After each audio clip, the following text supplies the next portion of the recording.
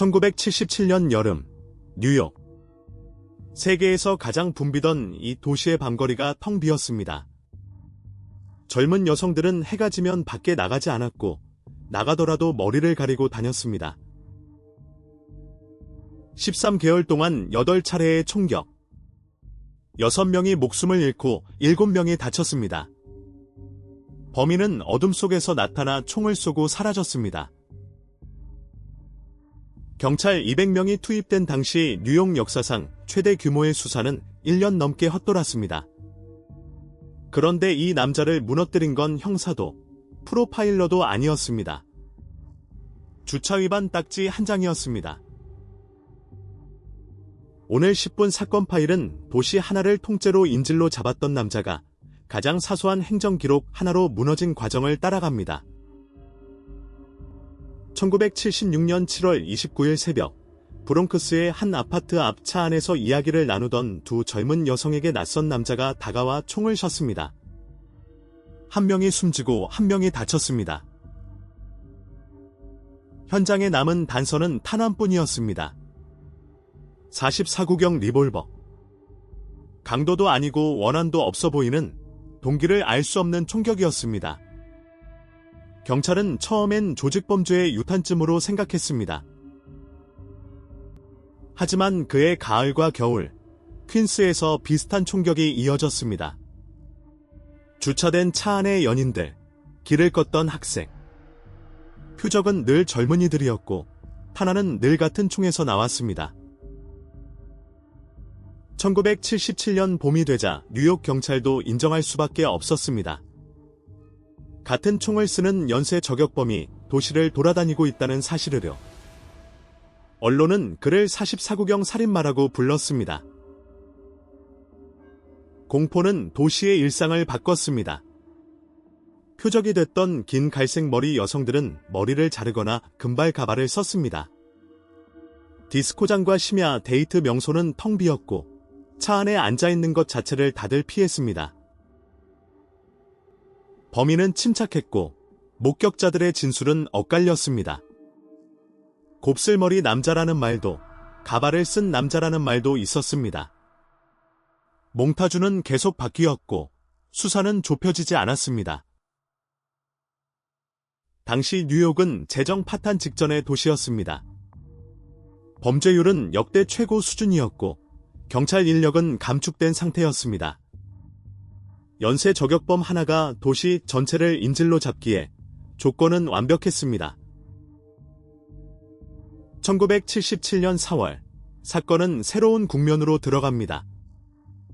브롱크스의 총격 현장에서 경찰 간부 앞으로 쓴 손편지가 발견된 겁니다. 편지에서 범인은 자신을 이렇게 불렀습니다. 샘의 아들. 2달 뒤엔 데일리 뉴스의 유명 칼럼니스트 지미 브레슬린에게도 편지가 도착했습니다. 신문이 편지를 공개한 날, 데일리 뉴스는 100만 부 넘게 팔려나갔습니다. 살인범의 필명이 도시 전체의 유행어가 된 겁니다. 언론은 연일 샘의 아들을 일면에 올렸고, 범인은 그 관심을 즐기듯 다음 범행을 이어갔습니다. 훗날 수사관들이 뼈아프게 인정한 부분이 여기입니다. 편지의 악마 이야기, 오컬트 암시의 수사력이 대거 끌려다녔다는 것.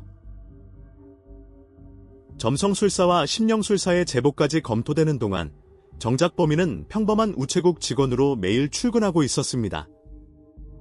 아무도 그를 의심하지 않았습니다. 경찰은 특별수사본부를 세웠습니다. 형사 200여 명이 투입된 오메가 작전. 당시 뉴욕 역사상 가장 큰 수사망이었습니다. 하루 수천 건의 제보 전화가 쏟아졌습니다. 7월 13일 밤엔 도시 전체가 정전되는 대규모 블랙아웃까지 겹쳤습니다. 약탈과 방화로 수천 명이 체포된 그 여름, 뉴욕 시민들의 신경은 한계에 와 있었습니다. 그리고 어둠 속 어딘가에 그 저격범이 있다는 공포가 도시를 짓눌렀습니다. 1주년이 되는 7월 29일을 앞두고 경찰은 브롱크스와 퀸스의 데이트 명소마다 잠복조를 깔았습니다. 범인이 늘 나타나던 그 자리들 말입니다. 하지만 7월 31일 새벽, 총성은 전혀 다른 곳에서 울렸습니다. 잠복이 없던 브루클린의 바닷가 동네였습니다. 차 안에 연인이 피격돼 한 명이 숨졌습니다.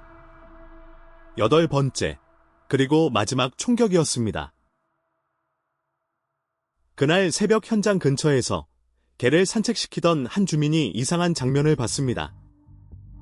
소화전 앞에 세워진 차 한 대가 주차 위반 딱지를 떼이고 잠시 뒤 한 남자가 그 차를 몰고 급히 떠나는 모습이었습니다. 경찰이 기록을 뒤져보니 그 시각 그 일대에서 발부된 딱지는 단 몇 장뿐이었습니다. 그중 한 장의 차량 번호가 눈에 들어왔습니다. 크림색 포드 갤럭시. 차주는 뉴욕시가 아니라 북쪽 외곽, 용커스에 사는 남자였습니다.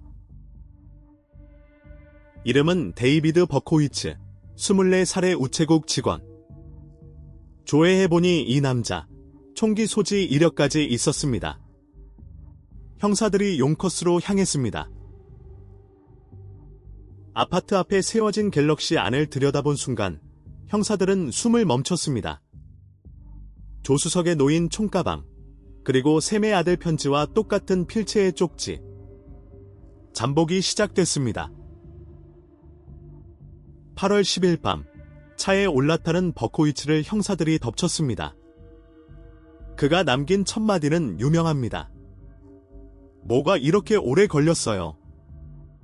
도시를 1년 넘게 공포에 몰아넣은 남자는 저항 한 번 없이 잡혔습니다. 버코위츠는 모든 범행을 자백했습니다. 그리고 그 유명한 주장을 내놓습니다. 이웃집 남자 샘의 개가 악마의 목소리로 살인을 명령했다는 겁니다. 샘의 아들이라는 이름이 거기서 나왔습니다. 정신감정을 둘러싼 공방 끝에 법원은 그가 재판을 받을 능력이 있다고 판단했고, 버코위츠는 1978년 살인 6건 전부에 대해 유죄를 인정했습니다. 훗날 그는 악마 이야기가 지어낸 거짓말이었다고 스스로 인정합니다.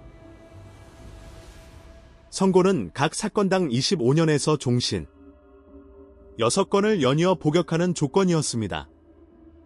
사실상 살아서 나올 수 없는 형량이었습니다. 그는 지금도 뉴욕주 교도소에 수감돼 있습니다. 가석방 심사는 지금까지 12차례 열렸고 12번 모두 기각됐습니다. 이 사건은 미국 법에 이름을 하나 남겼습니다. 체포 직후 출판사들이 버코위츠의 수기의 거액을 제시하자 뉴욕주는 범죄자가 자기 범죄 이야기로 돈을 벌 수 없게 하는 법을 서둘러 만들었습니다. 이른바 샘의 아들 법입니다. 범죄 수익을 피해자에게 돌리는 이 원칙은 이후 미국 대부분에 주로 퍼졌습니다. 도시를 공포에 떨게 한 살인범의 필명이 역설적으로 피해자를 지키는 법의 이름이 된 겁니다. 그리고 또 하나, 형사 200명과 수천 건이 제보가 못 찾은 범인을 찾아낸 건 결국 성실하게 기록된 주차 위반 딱지 한 장이었습니다. 거대한 수사를 지탱하는 건 언제나 이런 사소하고 지루한 기록이라는 사실을 이 사건은 증명했습니다. 1977년 여름의 뉴욕은 그렇게 일상으로 돌아왔습니다. 공포는 거쳤지만 그의 여름의 교훈은 수사교과서에 남아 있습니다. 10분 사건 파일, 다음 사건으로 다시 찾아오겠습니다.